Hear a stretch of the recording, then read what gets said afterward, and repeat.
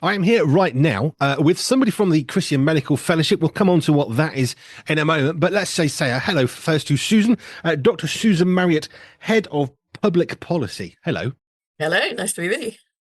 Now, there's a lot going on in that, which I want to get into. There's a lot to do with CMF, who I've known about for a very long time, not as a medic, just somebody who really has valued a professional medical perspective on certain topics, for which CMF has been brilliant with some of the articles they've written over the years.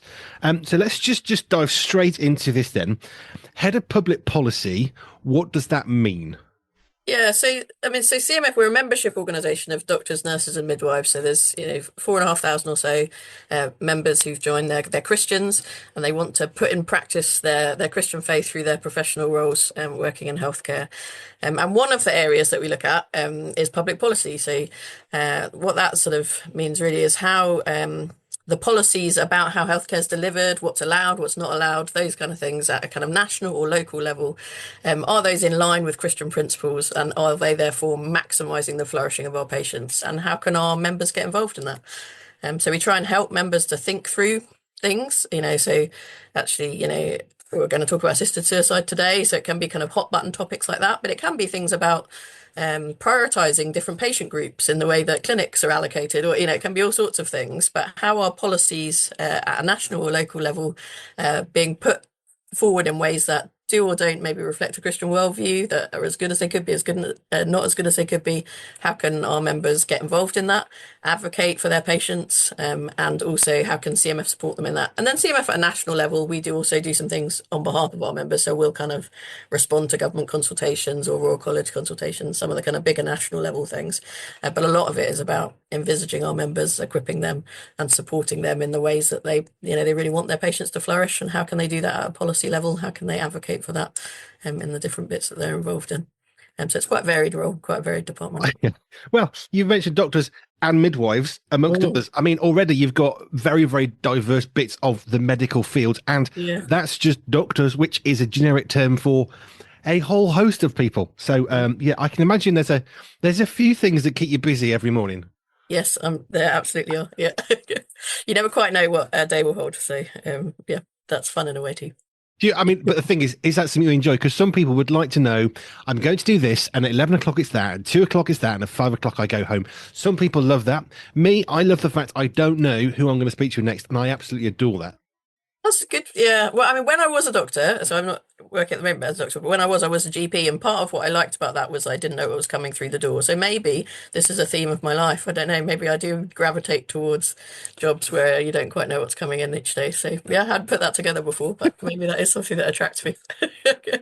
I think so. I used to drive trucks many years ago, and I met one guy who had the same job every single day for like 15 years. He picked up his truck, he drove to a particular hospital. I don't know what gas he was carrying. He discharged the gas, he drove home again, and he did it. And then one day, we want you to go somewhere else. Oh, well, I can't. No, hang on. I only know how to go from A to B. Yeah, but we want Yeah. you to go to point C. Oh. And he really got quite anxious and stressed because he got so much into this is my life, this is what I do. Okay, we want you to do this. Yeah. Oh, hang on. But we're all different, which is That's what's great, fab. isn't it? Yeah, it's good that there's horses for courses, isn't it? Yeah, that's the phrase I was going to use Each other exactly. Right, so let's just look a bit more into your life then. So you're saying doctor, so that's GP. If you're in America, perhaps family practitioner would be the equivalent. Yeah. So general practice. What is the journey into being a GP? Do you sort of, because I met one person at school who wanted to be a doctor, and all I knew was they studied really, really hard at the kind of sciencey stuff that I just thought, yeah, that's not for me. But that's all I remember about them is they were very driven early on, thinking if I want to get to here, then I've got to get these qualifications in order to have a shot at doing that. So, what was your journey to becoming a GP? Yeah, and it is quite a pathway actually. Like lots of professions are like that. But I think medicine is one example of these really kind of, it's a series of things, and you can sort of, some people pop out the other end and then wonder what's next, because it's been your kind of whole life for so long. But yeah, I think I first was interested in being a doctor as a teenager. I had a bad chest infection when I was sort of 12, 13, and I remember. yeah, just some of the health professionals I met to do with that, yeah, made me just sort of think, oh, so that's an interesting job. But you're at that age where you're thinking about jobs, and I enjoyed science, and I liked kind of working things out and thinking about things, and because it took a few doctors a few goes at trying to get me better. I thought, oh, okay, that's what they're doing. They're trying to work out how to help someone using sort of sciencey things. That appealed to me. Yeah, so I applied to different medical schools, got a place. You do your kind of time at medical school, which for me was 6 years. Some people that's 5 years. And then you do general jobs, moving around doing those, before you kind of decide what area you want to go into. GP for me, it wasn't like I always wanted to do that. So, I kind of was interested in quite a few bits of medicine. And I guess in a way, that's why I ended up in GP, because it was kind of, all the different bits together. I always mentioned the fact that I quite like the kind of detective bit of medicine, so the kind of whodunit bit, which you get to do quite a lot of in GP, different every day, and you get to know your patients, and that appealed to me. I think some doctors say that's harder at the moment than it perhaps used to be. Yeah, for various reasons of the way the structures have changed, but that kind of idea appealed to me of knowing people, rather than just doing one-off consultations with people. Yeah, so then I don't know how together or many years that is, it takes 10, 12 years or something, including all the different bits of the training. And then, yeah, and then they let you see patients by yourself in GP. Yeah. Yeah. He's letting you loose. I remember the first time I'd passed my truck license and I was allowed on my own. I thought, am I allowed to do this? Is Yeah. this so? The first time I drove on a motorway was the most weird thing that I didn't have a passenger. That Yeah. was the moment of, well, this is quite serious, isn't it? I know it's Yeah. not the same. It's not a doctor, but No, well, yeah, it is. We all it's have that those thing of moments. I've got my qualifications and now I'm allowed to do it. Yeah. And Yeah. hang on, I'm And doing now this I on my actually own have now. to do it. Yeah. Yeah. Yeah. Yeah. Yeah. It's quite fun. Now, Christian Medical Fellowship, obviously the word Christian is in there. Medical bit we can understand, but just what's your faith journey? Where did God fit into your life, into what you're doing now? Yeah, thanks. So yeah, grateful to God for Christian parents, and was brought up going to church by them, and yeah, speaking about God at home as well. I think I don't remember a time where I doubted the key facts, I guess, of the Christian faith. So I kind of always believed there was a God. I always believed, since I remember knowing it, that Jesus was God's son and that He died for me. I think the kind of doubt area for me really as a teenager was how it applied to my life, and whether and partly this related to wanting to being a doctor. I think I wanted to be a doctor. I was on a kind of pathway to get towards that. Did the Bible and Jesus, Paul, these kind of people who lived such a long time ago really have that much to say to me today about how to live, life, which university to apply to, or any of these kind of things, like how did those fit together? But I didn't walk away from faith or anything like that. But then at university, I went to a church where there were lots of other kind of young adults, and there was a real culture of being good to ask questions and wanting to think about things. And that really was very good for me in my faith. It made me be able to connect things more, realize how things came into the day to day. And also, I just read the Bible for myself growing up. It's not that I didn't have access to do that, I just hadn't really done it. And I read Mark's Gospel as a kind of young adult away at uni, and I just Jesus in a new way, and I'd heard about him a lot, but I just kind of reading it myself somehow, I just thought, wow, here is someone who really would be better than me at running my life. Like actually seeing the kind of roundedness and wisdom of Jesus as I kind of read through that gospel, and realizing, I guess, my arrogance in a way to think I kind of knew better about how life should run than him. So I think that was a kind of significant time for me being away at uni. And I think, yeah, I did struggle with various things in terms of faith and work, and how do you live out your faith at work. And I worked in Uganda for a bit, which then was very different because I was working in a Christian hospital, and that was very much more obvious. I could pray with patients day to day, and but what did that look like back in the UK? And so I did have various kind of struggles around that. But I think always behind that has been a desire in the different work I've done, and as I've already said, and it has changed around a bit what I've done, but to want to serve God in some way through my work. But yeah, CMF, we try and help people think about that, and I'm still on that journey too, I think. But the desire to do it is definitely there, and then working out the details has upped and downed over time, I guess. But yeah. I want to keep moving towards the topic. We want to talk about assisted dying, but it's just, I think it's interesting to have some of your journey into medicine. I think it's interesting to have your journey of faith because, of course, those two points at some point intersected, and then you found yourself working for the Christian Medical Fellowship. Used to be a GP, now you're working for them, and you're bringing lots of parts of your life together. So, just before we get to assisted dying, I think it'd just be useful. How did God get you into your role now? Yeah, so I was actually doing a theology degree, so at Oak Hill College in North London. I was doing a BA in theology there, and I thought I was going to do a whole another year of that full time, and make it into a master's. But a number of people sent me a job advert for this CMF role and said they're looking for someone who's, a doctor, but also quite passionate about ethics, which I was, and has some Christian training or can speak on Christian things. And I'd also worked for a church and was doing this theology degree. And initially I thought, well, it's not the right time for me because I've got another year left of what I'm doing. But yeah, a few people sent it to me and prayerfully began to look at it. And then yeah, felt that I could see God's leading in how it might draw together a number of these different strands of kind of things God had made me passionate about, and I'd followed in different ways, but perhaps hadn't always seen how they could or would draw back together. And so felt a sense of, well, why not throw your hat in the ring and see what the Lord would do with that? And there were steps between there, but yeah, I felt a sense of God's leading perhaps in that, and so prayerfully put myself in to see whether others agreed, and they employed me. So here we are. Fab. So you're now working for the CMF Christian Medical Fellowship, head of public policy. Really, the main focus of today is to talk about assisted dying. Now, we've heard from Dr. Richard Scott, GP, current founding practitioner, general doctor, who talks about it from the perspective of a Christian current doctor. So what's it like in the day-to-day meeting a patient with this in the press? And he's already had some issues of this is making it difficult already for me. How do I even just talk about someone with a dodgy toe? It's got nothing to do with anything else, and yet it's impactive. Dr. Trevor Stammers, we looked at it from what's gone on in Canada and in the Netherlands, and how has that really panned out? What was their original intention? Where has it actually ended up? Where could it end up for us? And we spoke with Christian Concern, Paul Huxley, who looked at it from much more of a political perspective for the government and where they're doing, because obviously that's more what Christian Concern are interested in. But I was just fascinated, which is why I asked for this one, is your take from the CMF's perspective. Obviously, you're representing a very broad range of medical professionals.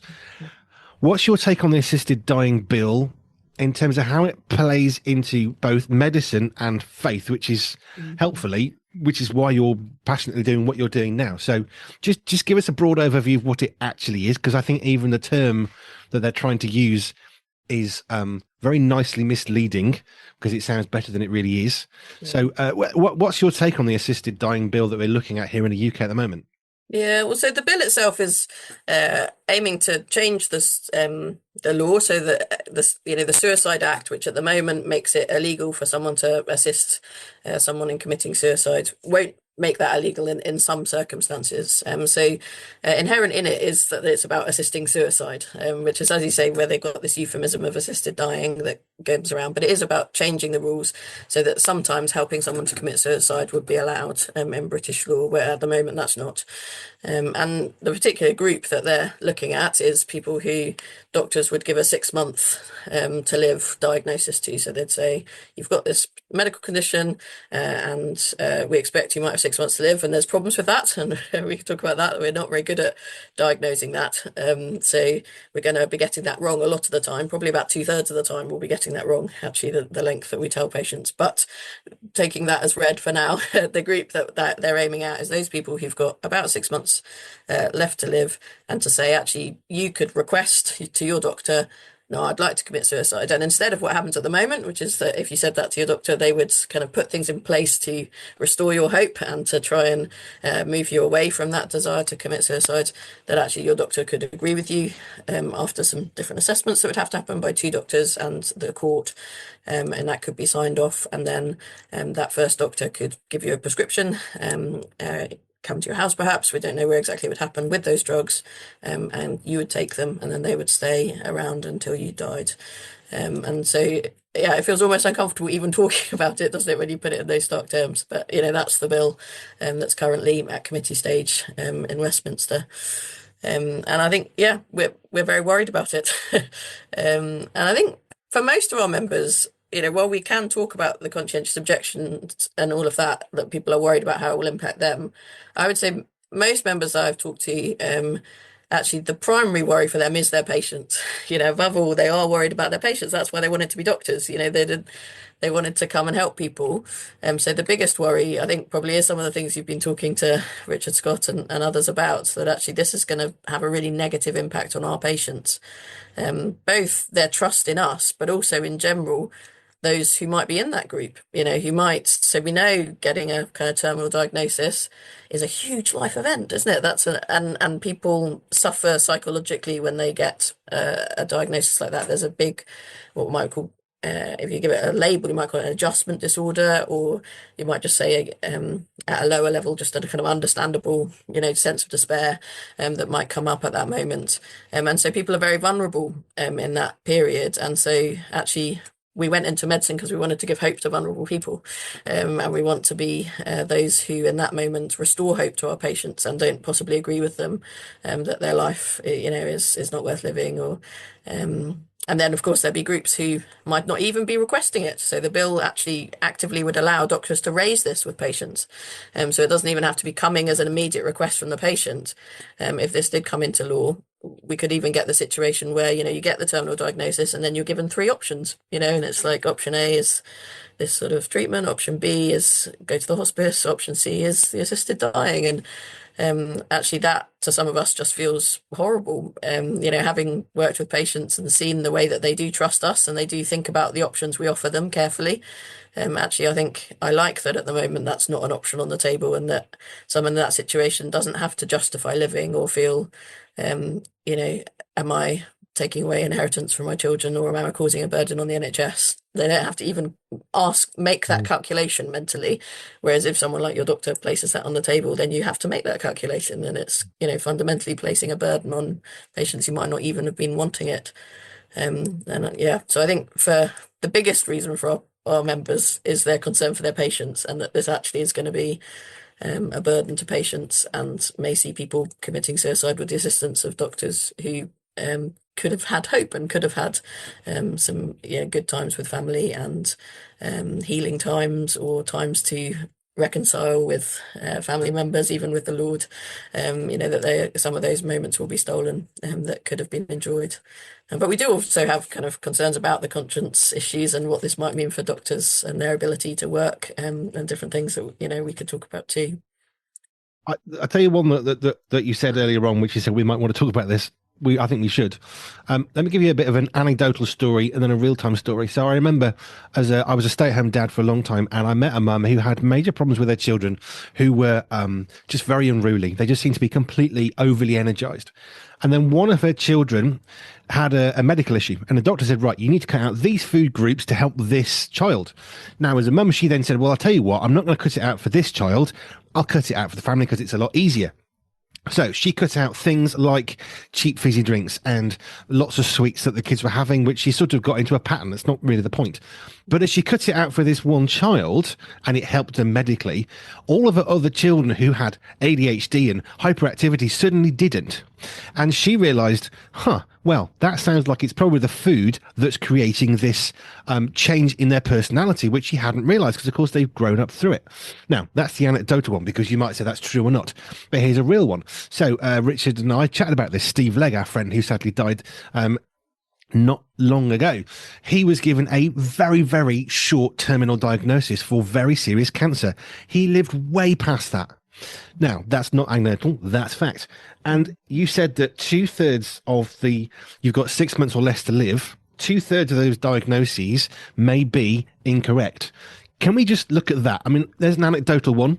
You can argue for or against it, and one that's fact, but we don't necessarily get it right when we make a conclusion. So how does the doctor say, right, you've got less than 6 months? How, not detailed, but how do you get to the point of saying that's the conclusion? Yeah, so doctors are doing their best and trying to kind of look at the evidence that they have in front of them, and sometimes patients are keen to know how long I might have. So these are, we're talking about patient groups that might have a diagnosis that we do know eventually that, they will die from that. And some people are not interested in knowing the length of time, but sometimes that is something people are concerned to know and want to try and understand what that might be. But we're always guessing when we answer that question to some extent, and we're drawing on evidence to do that and doing our best. And, so you're sort of thinking, okay, well, on average, other patients you've seen or other patients in, studies and things, how long do they tend to have? But of course, that's a range, isn't it? Mm. So like the average is only right for maybe one person, everyone else is somewhere in that range, aren't they? And then you're also looking at the patient's trajectory. So if you've known them well, which is again a problem with this bill where the doctor seeing them doesn't have to be someone who's known them over a long period. They may just be meeting them on one day, and that makes this even harder. But if you've known someone over a few months, you might say, well, actually, week by week, you are getting weaker, and I'm starting to notice that. So, like a week ago, um, you could quite easily get yourself across the room, and now actually you're quite puffed out just going from the bed to the chair.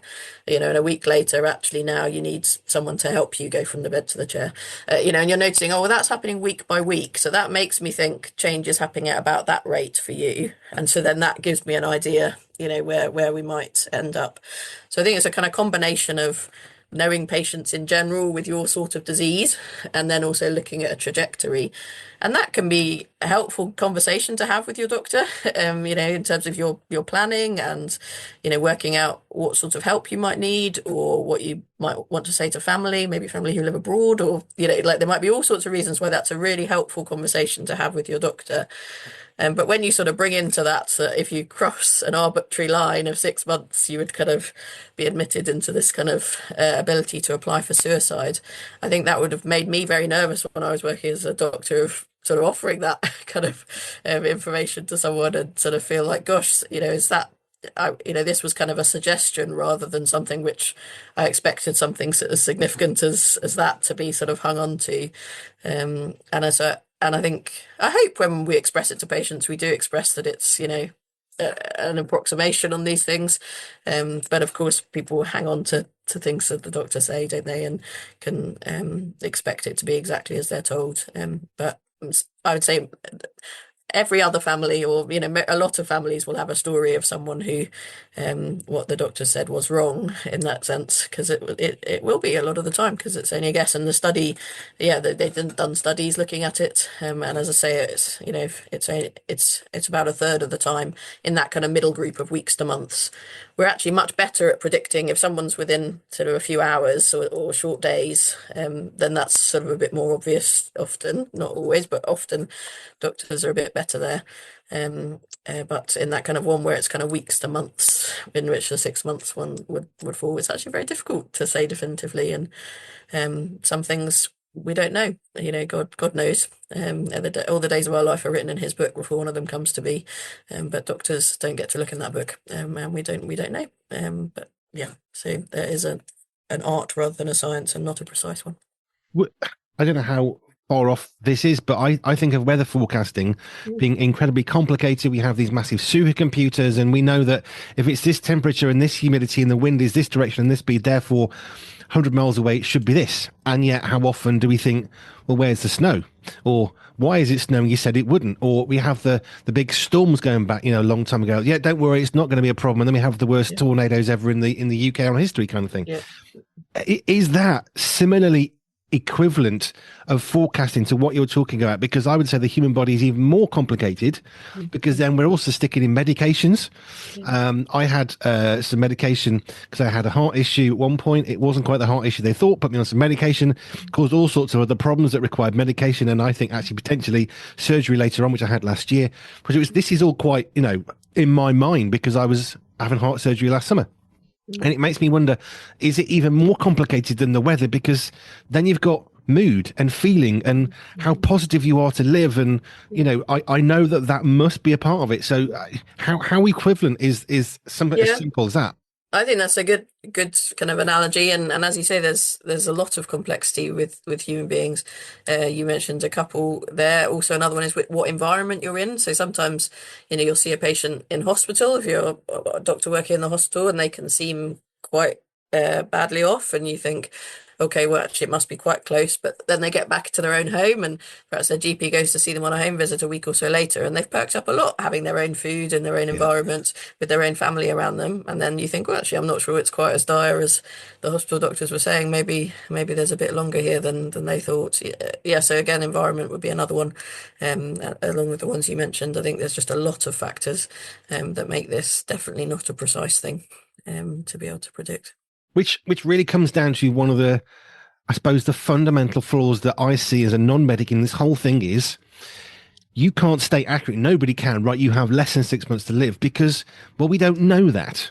We can assume it, we can forecast it, we can make an approximate guess based on what may have happened in other people who are not quite the same as you. But the simplest sort of understanding of this is 2.4 kids is the average. There's no such thing as a zero point 0.4 child. It might make sense statistically, but we're not statistics. We're people. We're human beings with lives and hopes and dreams. So the whole thing of you've got 6 months, then you can fall into this category. Now your doctor can say, would you want us to help you kill yourself? Which is what we're actually talking about. If we're wrong 2/3 of the time in that because we can't be any more accurate, and I would say the doctors I've met, I've never met a doctor who isn't caring. Let's put it that way. I've met quite a few. They always seem to have compassion. Otherwise, they wouldn't be in the level and where they are. But even with the best one in the world, if we can't accurately, factually state you have less than 6 months already, for me, this bill is massively flawed because the very premise of it will never be proven. Yeah, yeah. And I think that's right, isn't it? It is arbitrary, the group that's been chosen, and it's a group we can't even really define. There's no particular reason why suicide prevention should not apply to this group. They can feel suicidal for just the same reasons as any other person. They're not fundamentally different to other people. They're just a group of people who, roughly speaking, and getting it wrong some of the time, doctors might be saying, this is how long we might expect you to have left. They can feel despair and hopelessness, and they can feel a burden to others. These things that we can experience at other times of life as well, and that at those times society meets with suicide prevention and trying to give hope and care, and not always perfectly, and we want to work on doing that better. But I would say, yeah, this group it's an arbitrarily chosen group to say, that they should be treated in a different way, which isn't kind of looking to offer them best care and compassion and walking alongside in this period. Of course, the dying period has some particular needs, and palliative care and good social care and good family care are needed in particular ways in that. But actually, the need for wraparound care for those who are feeling like life is hard. It's the same at all stages of life, and this group are kind of no different. And the imprecision of defining who the group are kind of highlights that in a way. What we've been discussing highlights that this is an arbitrarily chosen group, which is some of the concern Trevor may have talked about in Canada and how it expanded. Because if you kind of arbitrarily choose a group, well, immediately that leads you to say, well, why not someone else? Why not 6 months and a day? My doctor said I have 8 months, but we know they're not very precise at that anyway. So maybe it could be 6 months. Why this group? Why limit it? And that's some of what I'm sure Trevor will have highlighted about how things have expanded in Canada. So I think we're highlighting one of the quite fundamental flaws with the bill. Yeah. I mean, one of the ideas of this, and we touched on abortion in some of the conversations because it's very, very clear, it's very safe. We're going to make sure it's like this. There's two doctors and a judge, which is what we're talking about with assisted killing. Assisted dying. That's not me being silly. I know what it is, but actually, it's really complicated to define it. One of the things that Paul Huxley from Christian Concern said was, great, so we've got these two doctors and a judge. The court system is already completely overswamped. So he said it's not going to be two GPs because that won't last long, and it won't be a judge. The judge won't see the GP stuff. They haven't got time. Oh, yeah, fine, we'll trust them. And all of a sudden, you've got non-doctor accredited decisions because they haven't got the time. GPs are stretched, courts are stretched. Paperwork, messes. All of a sudden, we're killing people off who didn't have any knowledge of what was going on because it's been signed off by someone who didn't even read the paperwork because they haven't got time because they're already overswamped. That was one of their concerns. I mean, how can a GP in a practice help their patient protect against that? Because the other thing he said, which was fascinating, was normally now somebody says, I'm basically suicidal, I'm going to die, therefore, what do I do? The GP's first reaction is, okay, how can we help you with that? How can we get your mind off wanting to end your life to wanting to live today, tomorrow, and as long as you have? How does that impact the lives of the medics that you're representing, who are now faced with a patient who's walking in saying, "I've been given less than 6 months, I want to kill myself," and now they're switching from compassion and care to killing? And I think that's one of the, when you do look at the kind of conscientious objection elements of the bill, so that's one of the ways that it just doesn't work, because it's not just another medical procedure that I don't want to do because it might damage my conscience, so it's not like that. It's actually fundamentally about the nature of my interaction with people. Mm, And so if a patient said to me when I was working, or says to one of our members who's concerned about this, yeah, as you say, I'm feeling so low I've had this diagnosis, and, oh, it's just a grind now and I'm feeling fed up with it. Um, I want to hear that, and I want to tune into that, and I want immediately to reflect to them how valuable they are and how much it is good that they're in the world and that they receive support, even if it's costly, around them, and that they're worth that. mm, And from a Christian point of view, they're made in the very image of God. They're valuable, and we want to help them to live until they die. And so to even introduce the idea that, well, of course, you do have a legal right to suicide, and I'd be happy to refer you to my colleague about that. I personally don't do that. Even that conversation to me feels like I'm treating my patient wrongly. It's not about just me have there's an arbitrary law that God has put in place that I don't want to break, but I'm happy, fine, you go do it with someone else. My duty of love compels me not to want in that moment to even introduce the idea of referring you off to someone else. And so it's fundamentally cutting at the heart of compassion and sort of asking people to somehow close off their right and good loving response to hearing someone's despair by introducing the possibility that maybe they're right. Maybe they're right to despair, and maybe it would be better if they were dead. Yeah, so I think it will be a fundamental shift in the way that people are being asked to interpersonally interact with a patient, in a way that will be intolerable, and feel, you know yeah, people will be unwilling to do it. Some people, I think. Some people may feel they ought to do it because it's what they're being asked to do by their employer, but I think it could be very damaging to them and put a huge strain and burden on them in kind of asking them to behave in ways that actually there's a dissonance there for them, because it feels morally wrong, and it is morally wrong, I would say, but it feels wrong, but they're being asked to do it. And there's something very damaging to us about that. I haven't looked into it greatly, but there's a concept of moral injury that one of our members is writing about. mm, And that actually that can be quite damaging to people, contribute to your own mental health issues, or strain on your life as well as a person. So I think this is a very wrong thing to be required to do, to be required to kind of treat someone as you believe is actually fundamentally unloving, and to be asked by your kind of employer or your government to do that, I think is a very wrong thing. That's not something the state should have the power to do, to compel us to behave immorally and unlovingly, and in our view, towards another. And particularly for doctors who, this has never been part of healthcare, mm, since the Hippocratic era. Actually, the doctor has fundamentally been someone who is for life and who would never kill. And that has been, yes, so fundamental to a doctor's self-understanding, and to the patient's understanding of the doctor.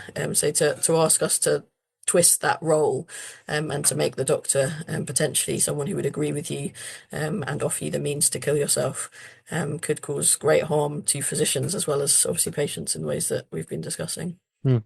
I mentioned I had heart surgery last year, and there were times when I was very low. There were times where walking up the stairs was really hard. Now, I wasn't suicidal. I didn't have that sort of an issue, but I definitely wasn't on the happy isn't life great thing, because I'm recovering from, it was actually an ablation, so burning the inside of the heart. Okay, it wasn't other things it could have been. But even then, I was reflecting when this started to come into the press and thinking, can I trust my cardiologist and my surgeon?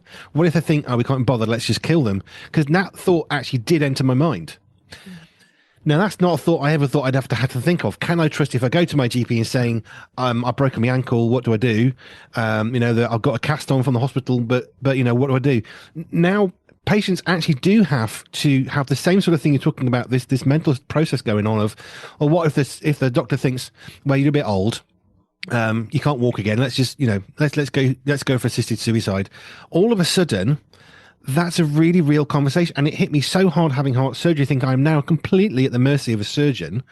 I mean, I was conscious, but I was sedated, so I'm sort of out of control of anything that's going on with my body for those couple of hours. Or what if the surgeon got bored and thought, I will kill this one off? Oh, well, they wanted to kill themselves. That thought, actually, as ludicrous as it sounded, is no longer ludicrous in terms of what we've seen with overreach, especially in Canada, which is what Trevor talked about. It's like you said, it's this small minority is all we're going to do, and then suddenly they're offering people, well, you're getting a bit old, you've got a bit of problems, should we just kill you off? It's cheaper for the state. The fact that even has said, well, how did we get there? Well, it's because we opened a door over here. Otherwise, we could have never got to that point. And I find myself baffled and perplexed that we're even having this conversation, and equally passionate of trying to have this conversation, because it is unbelievably destructive to everybody in society when a doctor who we go to because we're not very well is now having to have a consideration of, well, might they die in 6 months? So am I now obliged to tell them to kill themselves? I mean, how do you help your members as a CMF to navigate this minefield of minefields, and, like you say, maintaining that mental health that's good, that we want our GPs to have, that's now seriously in question? Yeah. I think one thing is, obviously, my big desire is this doesn't come into law, and there's, still ways that we can be opposing this. But if this was to come into law, one thing I think absolutely that needs to be in the bill, and we put this in our submission to the committee, is that there need to be not only a kind of individual right of conscientious objection, but an institutional right of constitutional objection, so that a whole GP surgery can say we are assisted suicide free. So you won't be offered that here. None of our doctors are going to do it. They don't want to, doctors who come to work here will understand this is an assisted suicide free practice, and patients can all be told that. And patients then who do feel anxious can register at such practice, and then they still can see a doctor that they feel confident. Well, I know my doctor would never offer me that. They're not involved in that. So I don't have to have that worry with them. I can think of them like I used to think of my doctor, and I would want that also for hospices, for nursing homes as well. My carer at my nursing home is never going to bring this up for me. Is never going to offer this to my granny. Like, actually, they wouldn't be allowed here on this premises. They're not going to have the death doctor coming into another patient in another room that granny has to hear about and be distressed by. Actually, we're an institution who won't have that. And I think, I think we can still defeat this. So, that's, number one is to let's get this voted out. Let's not have this. But if it were to come in, I think giving whole institutions the right to conscientious objection will enable there to be safe spaces for patients who maybe have had suicidal thoughts on and off for their whole life, and are now fearful of going to present with their cancer symptom because they think, well, if I get a terminal diagnosis, the doctor might offer me suicide, and I've been fighting that my whole life. And if everyone starts to say that's the right thing, I know I won't be able to fight that anymore. Or a patient who, is disabled and has experienced negativity from others a lot of their life, and has felt that actually there have been times in their life where they have been treated like their life isn't really worth living, and they fear that coming into the way that they interact with healthcare more, or they fear I'm going to be offered this, assisted suicide. So I want to choose to engage with healthcare still, but that feels hard to me now. I know that this is going on there.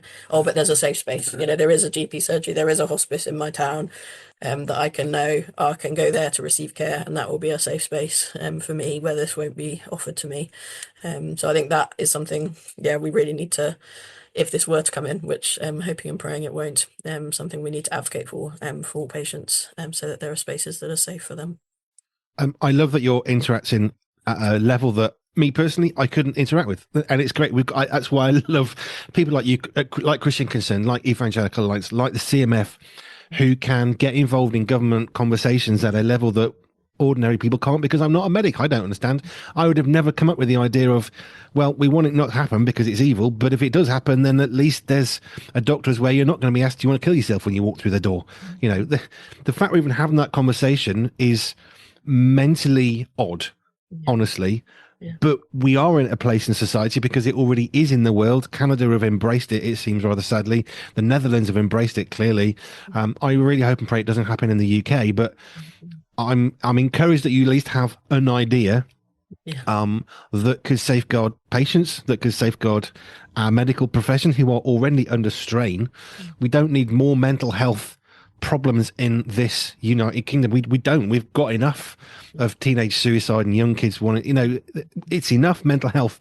And I'd love to find a way of physically preventing it, but that's beyond my personal ability.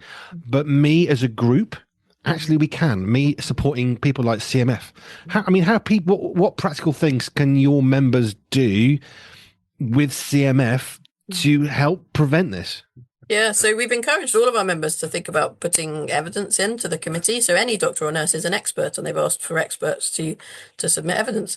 Any of your listeners who are lawyers or social workers, they are experts. They have expert evidence that they can submit. And you mentioned Christian Concern, also Christian Institute have put out some guidance on that. CMF have sent out some stuff specific for our members. So there are, ways to engage at that level. I think another thing is just to make sure you're informed about this. So CMF are running a course for our members, a sort of 4-week course. People can, it's on Zoom, they can come along and make sure they're informed about this so that they can open up the conversation in their workplaces, around them. Because I think some doctors maybe haven't even had time to read the bill, so they don't know the details of what's being proposed. And whatever faith background they're for, I think that's true.